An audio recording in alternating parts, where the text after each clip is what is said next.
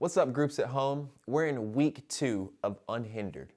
If you missed last week or forgot the story, we left off at Joseph being in this pit. Joseph has these great visions of him ruling over his brothers and his family that would ultimately come to pass, but not in the way that he expected.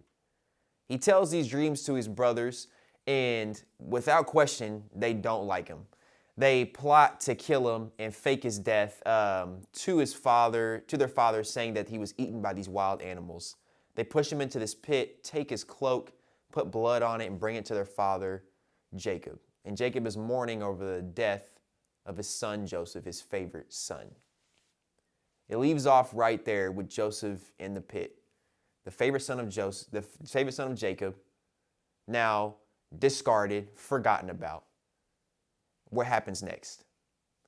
Next, we see the Ishmaelites coming down the road, and Joseph gets sold to them. Ironically enough, the Ishmaelites are Joseph's cousins, so it would have been like a really awkward family reunion if they would have met up later. But anyway, he gets taken out of this pit and brought down into slavery in Egypt by his cousins, and he ends up in Potiphar's house. Potiphar is one of these government officials in Egypt, and Joseph ends up in his house a lot with Potiphar's wife.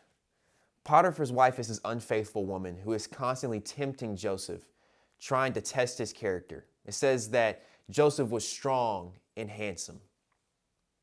Joseph has to walk into this situation every day and deal with this temptation. But how does he do it? He starts with a plan. He knows that this is going to happen every time he steps through the door. So he has a plan in his mind to say no, to reject it. He doesn't leave it up to chance, but makes a predetermined choice to resist and deny that temptation. Next, he had his perspective.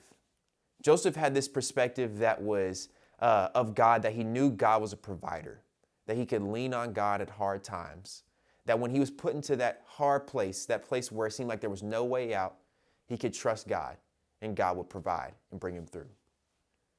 Lastly, he had perseverance. When he's just thrown into jail by running away from Potiphar's wife, from resisting temptation, he's sitting in this place that he doesn't deserve to be in. And in that place, God is with him. He gives him the strength to persevere. Where do you go when you're pressed? When the heat gets turned up a little bit, when it seems like there's no way out, who do you run to? I was thinking of that song. Who do you run to? I don't know if you guys know that, but who do you run to? This week, we're going to unpack what it looks like to really lean on God and lean on others in times of trials and obstacles.